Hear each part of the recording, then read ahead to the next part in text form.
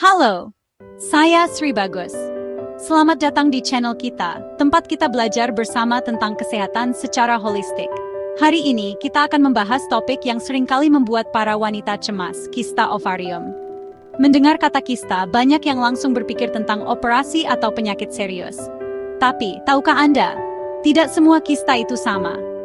Ada kista yang jinak, yang bisa datang dan pergi seiring siklus menstruasi kita, seperti tamu yang hanya singgah sebentar. Namun, ada juga kista yang lebih bandel, yang membutuhkan perhatian dan penanganan medis lebih serius karena bisa menyebabkan nyeri atau komplikasi lainnya. Penting sekali bagi kita untuk bisa membedakannya. Di video kali ini, kita akan mengupas tuntas dunia kista ovarium. Saya akan memandu Anda untuk mengenali berbagai jenis kista, dari yang paling umum dan tidak berbahaya, hingga yang memerlukan pengawasan dokter. Kita akan belajar membedakan mana yang bisa hilang sendiri dan mana yang memerlukan intervensi. Lebih dari itu, saya akan bagikan cara-cara alami yang bisa membantu tubuh kita menyeimbangkan hormon dan mendorong kista untuk mengempes secara alami, mengurangi rasa tidak nyaman yang mungkin Anda rasakan. Dan yang paling spesial, saya sudah siapkan sebuah panduan praktis, program 7 hari terapi anti kista. Ini adalah sebuah protokol langkah demi langkah yang bisa Anda coba di rumah, menggabungkan terapi herbal, pola makan, dan kebiasaan sehat lainnya untuk mendukung kesehatan reproduksi Anda. Tujuannya adalah membantu mengurangi gejala dan mendukung proses penyembuhan alami tubuh. Jadi, pastikan Anda menonton sampai akhir agar tidak ketinggalan informasi penting ini. Mari kita mulai perjalanan kita menuju pemahaman dan kesehatan yang lebih baik. Mari kita mulai dengan jenis kista yang paling sering dijumpai, yaitu kista fungsional. Anggap saja kista ini seperti tamu yang muncul berkaitan dengan siklus menstruasi Anda. Setiap bulan, ovarium kita membentuk kantung kecil bernama folikel untuk melepaskan sel telur. Terkadang, folikel ini tidak pecah atau melepaskan telurnya, atau setelah melepaskan telur, kantungnya tidak menyusut seperti seharusnya. Akibatnya, ia terus tumbuh dan terisi cairan, membentuk apa yang kita sebut kista fungsional. Kabar baiknya adalah, kista jenis ini hampir selalu jinak dan tidak berbahaya. Seringkali, keberadaan kista fungsional ini bahkan tidak kita sadari. Ia jarang menimbulkan nyeri yang hebat, mungkin hanya sedikit rasa tidak nyaman atau kembung. Banyak wanita baru mengetahui memiliki kista ini secara tidak sengaja saat melakukan pemeriksaan USG untuk keperluan lain. Tubuh kita memiliki mekanisme penyembuhan yang luar biasa. Biasanya, dalam 1 hingga 3 siklus haid, kista fungsional ini akan mengempes dan hilang dengan sendirinya, tanpa memerlukan pengobatan apapun. Jadi, jika dokter Anda mengatakan Anda memiliki kista fungsional kecil, jangan langsung panik. Jenis kista berikutnya sangat erat kaitannya dengan gaya hidup kita, yaitu kista yang muncul karena ketidakseimbangan hormon. Hormon dalam tubuh kita, terutama estrogen dan progesteron, bekerja seperti sebuah orkestra yang harmonis. Namun, ketika ada gangguan, misalnya karena stres yang berkepanjangan, pola makan yang buruk dan tinggi gula, atau kurang tidur, keseimbangan ini bisa terganggu. Ketidakseimbangan inilah yang dapat memicu ovarium membentuk kista. Kista jenis ini adalah sinyal dari tubuh bahwa ada sesuatu yang perlu diperbaiki dari dalam. Kabar baiknya, karena penyebabnya adalah gaya hidup, maka solusinya juga ada di tangan kita. Dengan memperbaiki pola makan, mengelola stres dengan baik, dan memastikan tidur yang cukup, kita bisa membantu tubuh mengembalikan keseimbangan hormonnya. Kista jenis ini seringkali bisa mengecil atau bahkan hilang seiring dengan perbaikan gaya hidup.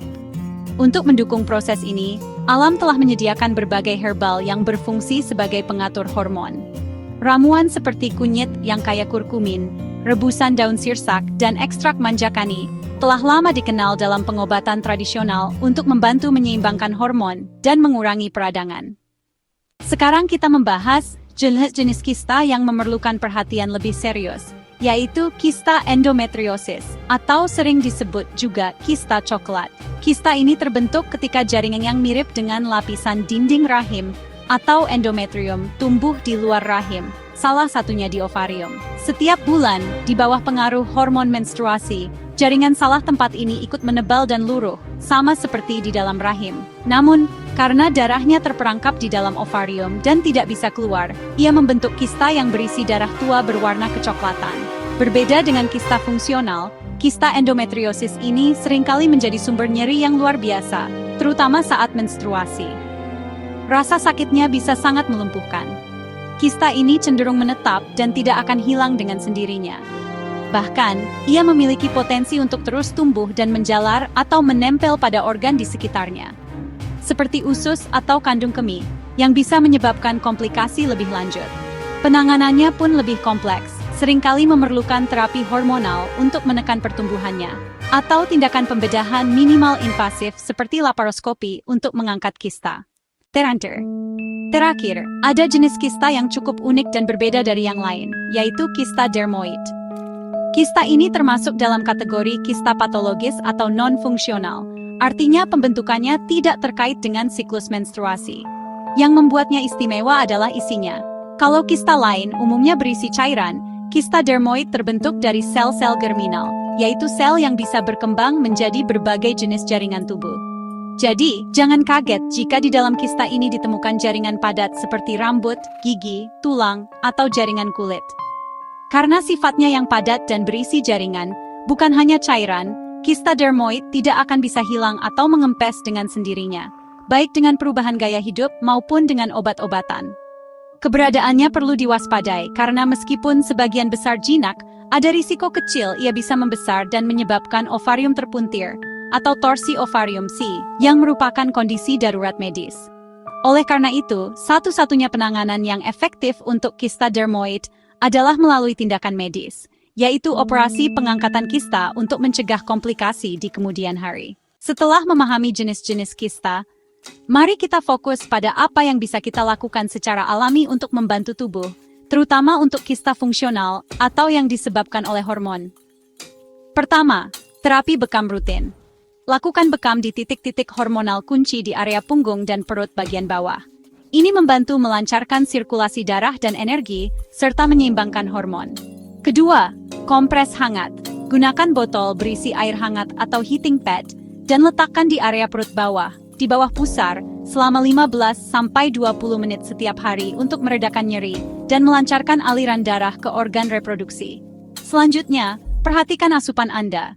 Konsumsi jamu atau ramuan alami seperti yang sudah kita sebutkan kunyit, jahe, temulawak, dan daun sirsak. Hindari makanan yang bisa memicu produksi estrogen berlebih, seperti produk kedelai olahan, makanan cepat saji, dan daging merah yang berlebihan. Perbanyak asupan serat dari sayuran hijau dan buah-buahan untuk membantu tubuh membuang kelebihan hormon melalui pencernaan. Minum air hangat, bukan air es, untuk menjaga suhu tubuh dan melancarkan metabolisme. Terakhir, jangan lupakan olahraga ringan seperti jalan kaki atau yoga, yang sangat baik untuk mengurangi stres dan meningkatkan sirkulasi. Sekarang, mari kita rangkai semua pendekatan alami tadi ke dalam sebuah program terstruktur selama 7 hari.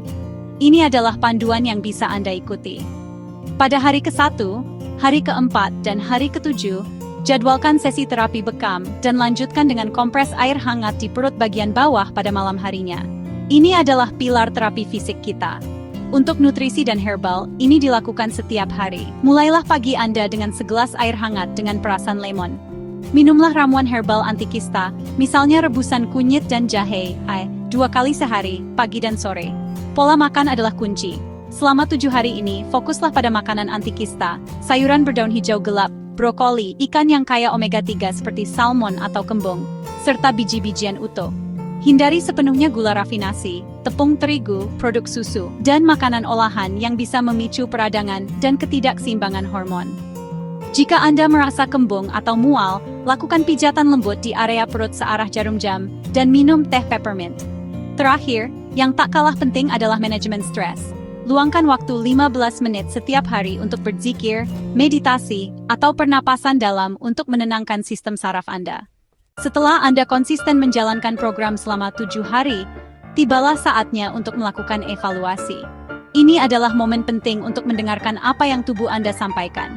Ambil jurnal atau buku catatan, dan tuliskan perubahan yang Anda rasakan. Pertama, evaluasi tingkat nyeri.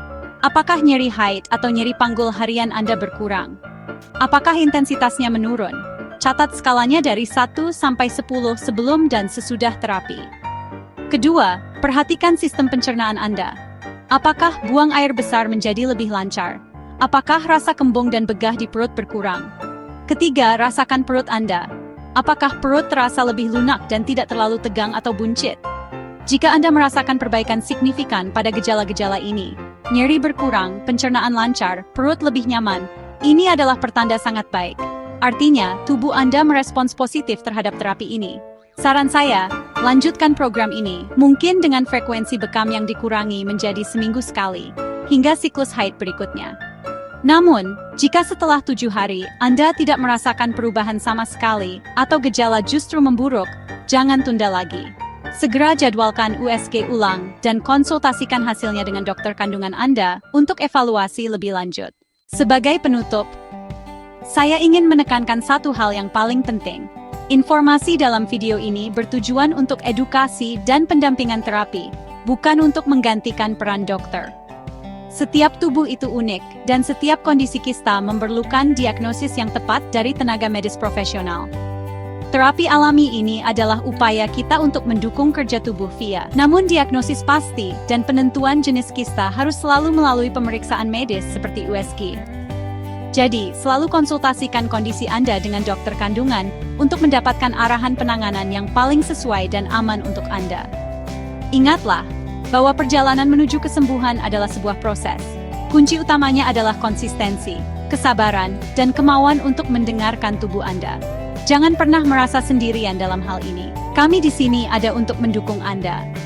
Terapi holistik seperti bekam, herbal, dan pengaturan pola makan bisa menjadi pelengkap yang sangat baik untuk perawatan medis yang Anda jalani, membantu mempercepat pemulihan dan meningkatkan kualitas hidup Anda. Teruslah berikhtiar dan jangan putus asa. Jika Anda merasa membutuhkan panduan yang lebih personal, atau ingin mendapatkan brosur detail mengenai titik-titik bekam yang spesifik untuk masalah hormonal dan kista, jangan ragu untuk menghubungi kami melalui kontak yang tertera di deskripsi di bawah ini. Kami siap membantu. Terima kasih sudah menyimak sampai akhir. Semoga video ini bermanfaat dan memberikan pencerahan. Sampai jumpa di video selanjutnya. Tetap sehat dan tetap semangat.